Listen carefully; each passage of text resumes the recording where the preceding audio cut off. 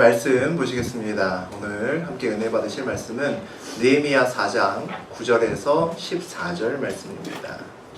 느헤미야 4장 9절에서 14절 말씀입니다. 구약성서 730페이지에 있습니다. 우리가 우리 하나님께 기도하며 그들로 말미암아 파수꾼을 두어 주야로 방비하는데 But we pray to our God and posted a guard day and night to meet this threat. 유다 사람들은 이르기를 흙 무더기가 아직도 많거늘 짐을 나르는 자의 힘이 다 빠졌으니 우리가 성을 건축하지 못하리라 하고 Meanwhile, the people in Judah said, the strength of the laborers is giving out, and there is so much rubble that we cannot rebuild the wall. 우리의 원수들은 이르기를 그들이 알지 못하고 보지 못하는 사이에 우리가 그들 가운데 달려 들어가서 살육하여 역사를 그치게 하리라 하고 Also our enemies said, before they know it or see us, we will be right there among them and will kill them and put an end to the work. 그 원수들이 근처에 거주하는 유다 사람들도 그 각처에서 와서 10번이나 우리에게 말하기를 너희가 우리에게로 와야 하리라 하기로 Then the Jews who lived near them came and told us 10 times over, wherever you turn, they will attack us. 내가 성벽 뒤에 낮고 넓은 곳에 백성들이 그들의 정적을 따라 칼과 창과 활을 가지고 서 있게 하고 Therefore I stationed some of the people behind the lowest points of the wall at the exposed places, posting them by families with their swords, spears, and bows. 내가 돌아본 후에 일어나서 귀족들과 민장들과 남은 백성에게 말하기를 너희는 그들을 두려워하지 말고 지극히 크시고 두려우신 주를 기억하고 너희 형제와 자녀와 아내와 집을 위하여 싸우라 하였느니라. After I looked things over, I stood up and said to the nobles, the officials, and the rest of the people, don't be afraid of them. Remember the Lord, who is great and awesome, and fight for your brothers, your sons, and your daughters, and your wives, and your homes. 이것은 주님의 말씀입니다. 아멘. 네, 오늘은 방금 전에 들으신 우리 느헤미야 4장 말씀이죠. 4장 말씀 가지고 위기의 상황에서 흔들리지 않으려면 이라는 제목으로 함께 은혜를 나누겠습니다. 네, 오늘 느헤미야 5번째 시간입니다. 우리가 이제 응답받고 하나님의 길을 갈 때 순풍에 돛단 듯이 술술 이렇게 풀리면서 가면 참 좋을 텐데 그렇지 않은 경우가 생각보다 많습니다. 하나님의 뜻에 따라 살면 한평생 아무 걱정 없이 편하게 살 거다라고 생각을 하게 되면 이게 우리들만의 착각일 수 있습니다. 어떤 때는 하나님의 뜻을 따라 사는 길이 세상을 따라 살 때보다 더 어렵게 느껴질 때도 있습니다. 이유는 여러 가지 있겠죠. 여러 가지도 있겠지만 그 중에 하나가 세상은 하나님의 뜻대로 사는 것을 별로 좋아하지 않는다는 겁니다. 그게 이유의 하나가 될 수 있죠. 그래서 그 길에는 많은 어려움이 있을 수밖에 없습니다. 우리는 하나님의 백성입니다. 하나님의 뜻을 따라 가는 길에 어떠한 어려움이 있어도 끝까지 그 길을 따라가서 끝까지 그 길을 걸어가야 되는 사람들입니다. 어떻게 하면 많은 방해 속에서도 지치지 않고 떨지 않고 절망하지 않고 그리고 각각의 힘든 상황에서도 올바르게 판단하고 흔들리지 않으면서 하나님의 길을 끝까지 갈 수 있을까? 오늘 느헤미야를 살펴보면서 그에 대한 해답을 함께 생각해보는 그런 시간이 되셨으면 좋겠습니다. 느헤미야는 포로 신분으로 페르시아로 끌려갔죠. 근데 거기서 성공했습니다. 아시는 것처럼 술관원이 되었습니다. 높은 직책에 올라갔죠. 오늘 하나님께서 그에게 사명을 주셨습니다. 너 가서 예루살렘 성벽을 건축해라 라고 하는 사명을 주셨죠. 왕이 힘들게 허락을 받아서 예루살렘으로 왔습니다. 그리고 구역을 나누어서 열심히 대대적인 공사들을 유다 백성들과 하고 있습니다. 하지만 그 앞길에는 그 공사를 방해하려는 무리들이 호시탐탐 노리고 있는 거죠. 이스라엘 주변에 사마리아 총독 산발랏도 있고 암몬 지역의 도비야 이런 사람들이 산발랏이나 도비야 같은 사람들이 느헤미야의 이 성벽 공사를 막으려고 노력하는 힘센 사람들입니다. 그들은 예루살렘의 성벽이 다시 세워지는 것을 원하지 않는 거죠. 오늘 1절에 보니까 이 산발랏의 말부터 시작을 합니다. 우리 같이 읽어보겠습니다. 산발랏이 우리가 성을 건축한다 함을 듣고 크게 분노하여 유다 사람들을 비웃으며 자기 형제들과 사마리아 군대 앞에서 일러 말하되 이 미약한 유다 사람들이 하는 일이 무엇인가? 스스로 견고하게 하려는가? 제사를 드리려는가? 하루의 일을 마치려는가? 불탄 돌을 흙무더기에서 다시 일으키려는가 하고, 우리를 대적하는 무리들의 크게 두 가지 반응이 나옵니다. 첫 번째 반응은 크게 분노한다라고 되어 있습니다. 위협한다라는 거죠. 두 번째 반응은 비웃음입니다. 조롱한다는 얘기죠. 산발랏이 자기의 형제들과 군대들을 모아놓고 이야기를 합니다. 그냥 모인 것이 아니라 군대까지 모았죠. 유다의 백성들을 겁주기 위한 겁니다. 여차하면 전쟁을 해서 니네들 다 죽인다라고 하는 겁니다. 군대들까지 모아놓고 이야기를 하죠. 근데 산발랏이 이와 같이 자기 동료들과 군대들을 모아놓고 이야기를 하는 그 내용을 보게 되면 자기네들한테 하는 얘기가 아닙니다. 유다 백성들을 들으라고 하는 말입니다. 산발랏의 말은 모두 유다 백성들을 힘 빠지게 하고 절망으로 몰아넣는 말들입니다. 어떤 말들을 하냐면 미약한 유다 사람들이 하는 일이 무엇인가 라고 묻습니다. 능력 없고 힘도 없고 보잘것없는 니네들이 이 엄청난 공사를 한다고 될 걸 해야지, 이런 얘기입니다. 현실을 직시해 니네 지금 꼬라지를 잘 보라고, 이런 얘기입니다. 먹고 살기도 힘들면서 무슨 성벽 공사를 한다는 얘기야? 이런 얘기를 하고 있는 거죠. 스스로 견고하게 하려는가 라고 묻습니다. 다른 사람 도움 없이 니네들 혼자서만 이 공사가 가능하다고 생각하냐? 그 배경도 없고 백도 없이 아무것도 없이 혼자서만 한다고, 이런 얘기죠. 제사를 드리려는가 라고 묻습니다. 가장 가슴 아픈 말이죠. 니네 하나님께 그렇게 열심히 기도해도 니네 나라 망했잖아, 그런 얘기입니다. 성전을 다시 건축하고 예배드리니 뭐 달라진 거 있어? 똑같잖아. 이번에 이 성벽 공사는 니네 신이 도울까?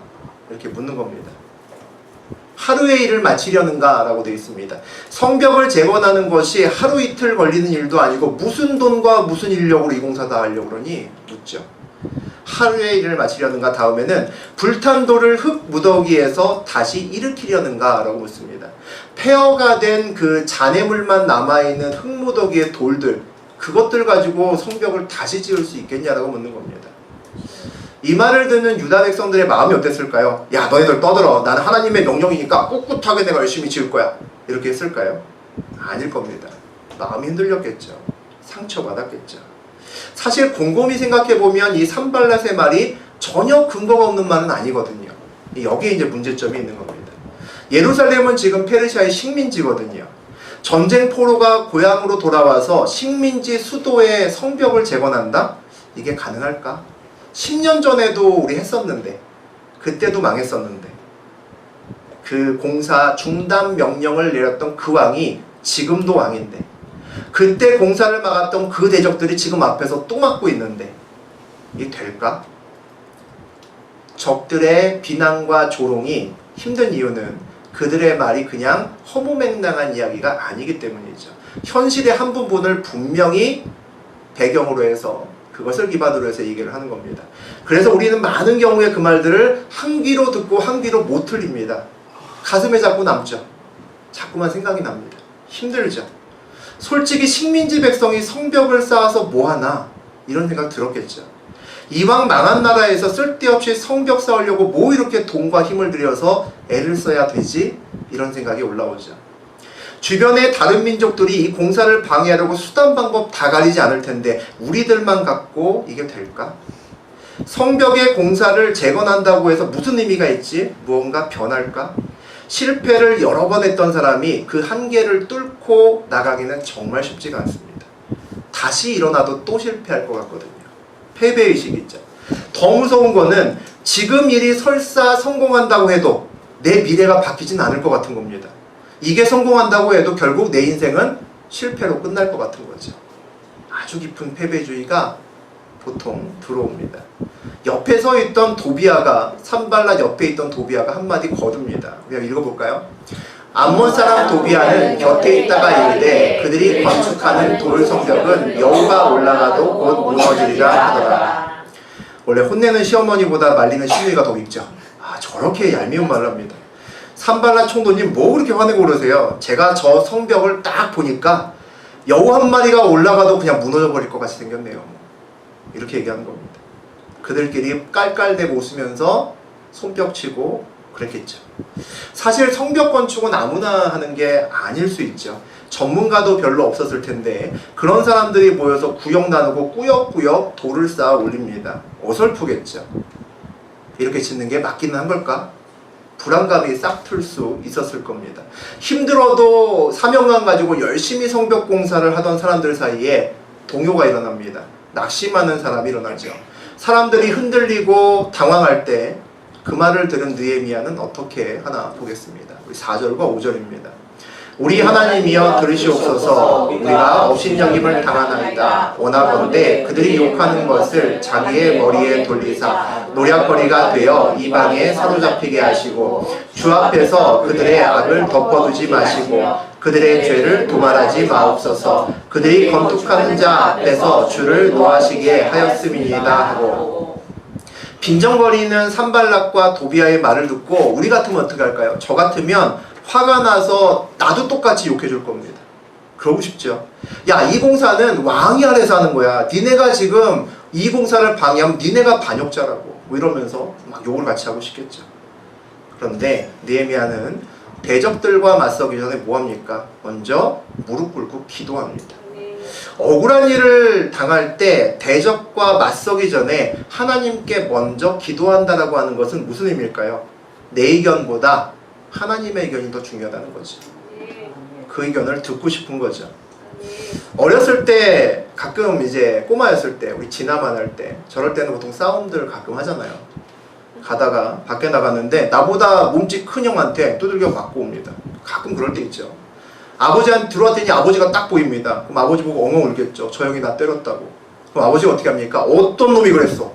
나랑 같이 가자. 그리고 큰 손으로 내 손을 잡고 나가시죠. 이제 그 힘센 형과 내 싸움이 양상이 바뀌었죠. 그 힘센 형과 아버지 싸움으로 바뀐 겁니다. 기도한다는 것은 나와 대적과의 싸움에 아버지 하나님을 개입시키는 겁니다. 나와 나의 대적과의 싸움을 그 싸움의 대상을 바꾸는 거죠. 하나님과 나와 바톤 터치하는 겁니다. 그래서 오늘 느헤미야의 기도는 하나님이여 들으시옵소서로 시작하는 겁니다. 하나님한테 고자질하는 거죠. 하나님 쟤네들이 이렇게 얘기했어요. 그런 얘기하는 겁니다. 그리고 마지막은 어떻게 끝납니까? 그들이 하나님을 노하시게 하였음이니이다.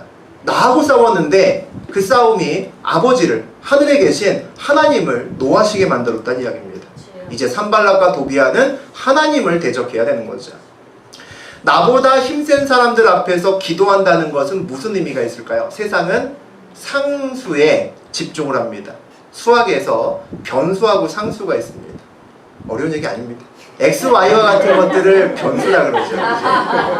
임의로 넣을 수 있는 수. 그 다음에 1, 2, 3과 같은 것을 상수라고 이야기합니다. 변하지 않는 숫자죠. 이스라엘 백성들은 이미 정해져서 변하지 않는 상수의 환경이 그들의 걸림돌이 됩니다. 그 걸림돌이 뭐냐면 포로신세라는 거죠. 나라를 잃은 식민지라는 겁니다. 성벽을 건축할 돈과 능력과 권력 이런 것들이 없다는 겁니다. 10년 전에도 이미 실패했다는 거죠. 이게 그들이 갖고 있는 상수입니다. 요즘으로 치면 우리의 출신 배경, 우리의 부모, 자식, 남편, 아내, 내 현재의 지금 자산, 빚 뭐 이런 거죠. 내가 어떻게 바꿀 수 있는 거 아닌 것들, 주어진 것들입니다. 상수죠. 상수는 우리의 마음을 힘들게 합니다. 왜냐하면 바꿀 수 없기 때문이죠. 내 마음대로 되지 않기 때문입니다. 대적들과 세상은 우리를 향해서 변하지 않는 상수를 쳐다보면서 조롱을 합니다. 이것 때문에 니네들은 안 된다는 겁니다. 이것 때문에 너는 성공할 수 없다는 거죠. 그런데 대적들이 하나 모르는 것이 있습니다. 유다 백성들에게는 모든 불리한 상수들 그 가운데 단 하나의 변수가 있습니다. 그 단 하나의 변수는 하나님이죠. 아멘. 기도는 정해져 있을 것만 같고 아무도 바꿀 수 없을 것만 같은 현실과 미래 사이의 그 많은 상수들 중에서 누구도 예상치 못했던 변수, 하나님을 개입시키는 겁니다. 아멘. 그 하나의 변수가 모든 상수를 바꿀 수 있습니다. 아멘. 하나의 변수, 하나님은 모든 정해져 있는 환경을 완전히 바꿀 수 있는 분이시기 때문입니다. 아멘. 이게 우리가 기도해야 되는 이유입니다. 아멘. 조롱하는 대적들에도 불구하고 기도하는 느헤미야를 중심으로 다시 합심해서 이제 공사를 시작을 합니다. 6절 볼까요? 이에 우리가 성을 건축하여 전부가 연결되고 높이가 절반에 이르렀으니 이는 백성이 마음 들여 일을 하였습니다. 생각보다 엄청나게 빠른 시간에 공사가 진행이 이루어집니다. 성벽이 전부 연결되었고요. 그 높이가 절반에 달했대요. 그럼 50% 이상 공사가 끝난 거죠. 백성들이 마음을 다해서 일을 하였기 때문에 가능하였다라고 이야기를 합니다. 기도하는 리더가 이렇게 중요한 겁니다. 여러분이 이 자리에 앉아있는 이유, 여러분이 가족 중에서 여러분만 앉아 계시다면 여러분의 기도가 이렇게 가정을 만들어야 되는 겁니다. 흔들리지 않는 리더 느헤미야 때문에 백성들이 흔들리다가 동요하지 않고 중심 잡고 공사를 계속할 수 있었던 겁니다. 우리가 하나님의 길을 걸어갈 때 영적 전투가 있고 방해가 있는 것은 당연한 겁니다. 방해가 있다고 거기서 멈추면 지는 거죠. 방해가 있어도 유다 백성들처럼 마음을 다해서 그 일을 해야 됩니다. 오히려 우리가 가는 길에 방해가 없고 악한 세력이 분노하지 않는다면 우리가 잘못된 길을 가는 걸 수도 있습니다.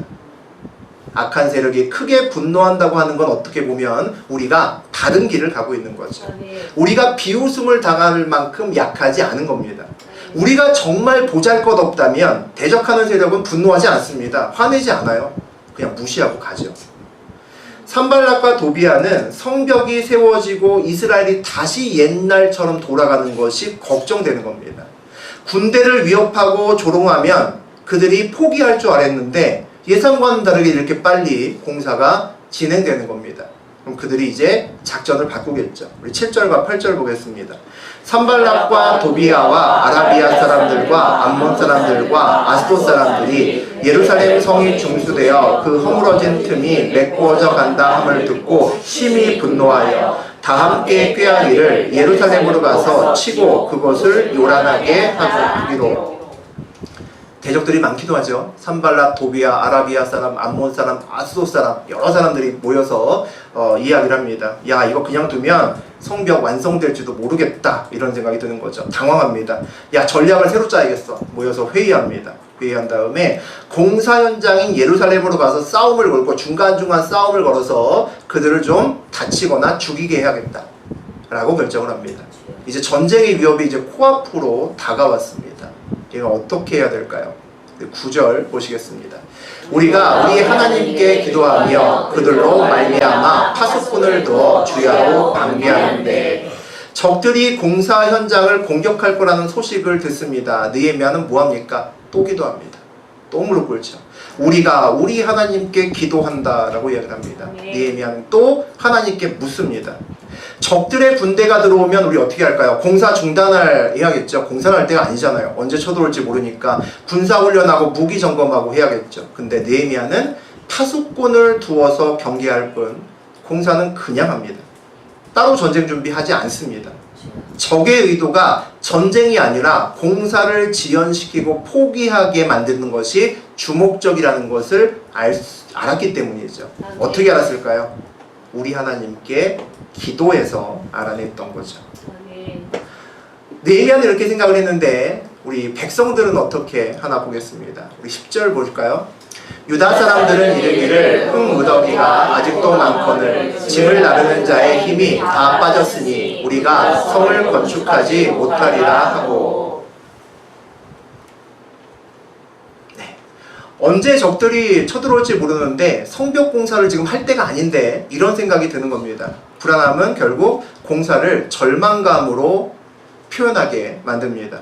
아, 도대체 흙더미는 치워도 끝이 없네. 이런 이야기가 나오는 거죠. 야, 성벽 공사 못할 것 같아. 완성 안 될 것 같아.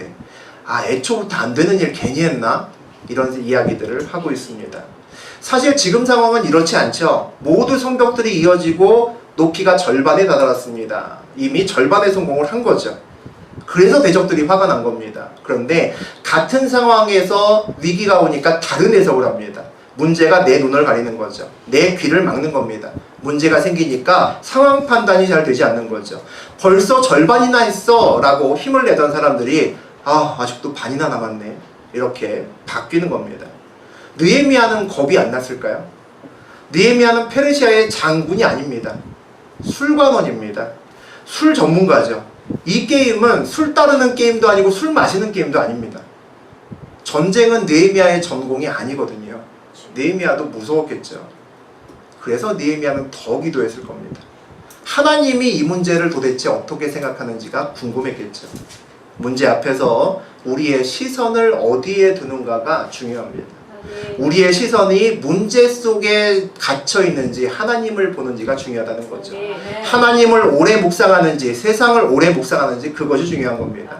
하나님을 오래 묵상하면 힘이 생기고 어려움을 이길 수 있지만 내 앞에 상황만을 보고 있으면 힘이 빠지죠. 하나님께 기도할 때는 대적들이 위협해도 마음을 다해서 성벽을 공사를 했던 유다 사람들이 대적들 때문에 문제를 묵상하니까 이렇게 바뀐 겁니다. 흙무더기를 묵상하고 산발락과 그의 군대들을 묵상하니까 낙담하고 절망하기 시작하는 거죠. 살다 보면 힘든 일이 많이 생깁니다. 어려운 일이 생기죠. 그만두고 싶다라는 생각이 올라오기도 합니다. 그때마다 내 앞의 문제를 한참 쳐다보고 있으면 힘듭니다. 쳐다볼수록 마음이 힘들어지고 마음은 점점 더 어려워지죠. 하나님을 바라보고 그분을 묵상하려고 애써야 됩니다. 문제를 묵상하면 마음이 불안해지지만 문제를 묵상하면 마음이 더 어려워지고 해결책이 보이지 않지만 하나님을 묵상하면 마음이 평안해지고 문제가 또렷하게 보이기 시작합니다. 그 안에서 실마리가 보이기 시작하죠. 기도한다고 대적이 그냥 물러가지 않습니다. 기도한다고 어려움이 그냥 갑자기 사라지지 않습니다. 기도해도 대적은 오고 기도해도 어려움은 옵니다. 한 번에 물러가지도 않습니다. 잠깐 물러간 듯 보였다가 또 옵니다. 하지만 기도하면 내 앞의 문제가 하나님의 문제가 됩니다. 하나님께서 대적을 상대하십니다. 이게 우리가 쉬지 않고 기도해야 되는 이유죠. 다른 소식들이 또 들려옵니다. 우리 11절 12절 보겠습니다. 우리의 원수들은 이르기를 그들이 알지 못하고 보지 못하는 사이에 우리가 그들 가운데 달려가서 사륙하여 역사를 그치게 하리라 하고 그 원수들의 근처에 거주하는 유다 사람들도 그 각처에 와서 10번이나 우리에게 말하기를 너희가 우리에게로 와야 하리라 하기로. 대적들이 위협합니다. 쥐도새도 모르게 와서 너희들을 죽여서 성벽 공사를 막을 거다. 공사하는 사람 중에는 자기 집 근처에 공사하는 사람들도 있지만 우리 지난 시간에 봤던 것처럼 자기 집에 살던 곳에서 멀리 와서 이 예루살렘에서 공사하는 사람들도 있습니다. 그 멀리서 가족들이 찾아온 겁니다. 아버지, 형님, 지금 이렇게 공사하고 있을 때가 아니에요. 적들이 우리 동네 와서 우리를 다 죽인다고 난리예요. 빨리 돌아오세요. 이렇게 얘기를 하는 거죠. 이 마음이 쉽지가 않죠. 야, 이제 공사는 진짜 못하겠다. 하나님 일도 중요하지만 가족이 죽을 수 있다는데 야, 이거 못하지. 이건 돌아가야겠다. 이제 정말 중단해야겠어. 이런 생각들이 드는 거죠. 느헤미야가 어떻게 했을까요? 13절, 14절 보겠습니다. 내가 성벽 뒤에 낮고 넓은 곳에 백성이 그들의 종족을 따라 칼과 창과 활을 가지고 서 있게 하고 내가 돌아본 후에 일어나서 귀족들과 민장들과 남은 백성에게 말하기를 너희는 그들을 두려워하지 말고 지극히 크시고 두려우신 주를 기억하고 너희 형제와 자녀와 아내와 집을 위하여 싸우라 하였느니라. 적의 공격에서 우리를 죽일지도 모르고 우리 가족들을 죽일지도 모릅니다. 두려움에 떨고 있는 백성들에게 느헤미야가 어떻게 대처합니까? 성벽 뒤에 넓은 공터에 그 백성들을 가족별로 모이게 합니다. 그리고 그들에게 칼과 활을 가지고 무장을 하게끔 만듭니다. 무슨 생각이 들었을까요? 앞에는 이미 절반보다 더 세워진 성벽들이 있습니다. 그 뒤에서 무장하고 가족별로 모여 있으면서 성벽 보면서 무슨 생각했을까요? 생각보다 성벽이 높구나. 튼튼하네. 적들이 공격해도 이길 수 있겠네. 라는 생각이 들었겠죠. 이전과는 다른 자신감이 들었을 겁니다. 성벽이 앞을 막아주고 우리가 창과 칼과 활을 가지고 있으면 들어와도 막을 수 있겠다는 생각이 드는 거죠. 우리를 지키기 위해서 집을 돌아가는 것이 아니라 빨리 이 성벽을 마무리하는 것이 우선이다라는 생각이 들었을 겁니다. 백성들에게 자신감을 심어준 거죠. 그리고 이야기합니다. 적들을 두려워하지 말고 지극히 크고 두려우신 하나님을 경외하라. 하나님을 기억하라 라고 이야기합니다. 우리가 적들의 두려움을 이길 수 있는 방법은 쟤네들 두려우면 안 돼. 두려우면 안 돼. 라고 말하는 것으로 이길 수 없습니다. 그들보다 더 두려운 대상이 있어야 되는 거죠. 하나님이 그들보다 더 두려우면 내 적들이 두렵지 않습니다. 하나님을 경외하면 적들이 두렵지 않죠. 우리 하나님이 얼마나 크고 두려우신가를 기억하는 것, 하나님을 묵상하는 것, 그것으로 대적들을 물리칠 수 있다는 이야기입니다. 적들의 의도를 알고 느헤미야가 계속 백성들을 다독이면서 공사를 멈추지 않고 계속 진행합니다. 당황했겠죠. 우리 대적들을 보겠습니다. 15절 한 절 마지막 더 읽겠습니다. 우리의 대적이 우리가 그들의 의도를 눈치챘다 함을 들은지라 하나님이 그들의 꾀를 패하였으므로 우리가 다 성에 돌아와서 각각 일하였는데 느헤미야는 이미 알고 있었다는 겁니다. 대적들이 공사를 중단시키게 위협할 뿐 전쟁을 일으킬 수 없다는 것을 알고 있었다는 거죠. 페르시아 왕의 허락 없이 왕의 허락 가운데 진행했던 공사 현장을 대상으로 전쟁을 할 수는 없죠.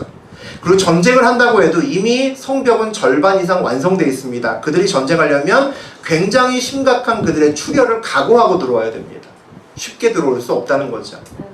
성경은 느헤미야에게 그런 지혜를 주신 분이 하나님이라고 고백합니다. 하나님께서 그들의 꾀를 패하셨으므로 하나님께서 알려주셨다는 겁니다. 하나님께서 느헤미야에게 지혜를 주셨다는 거죠.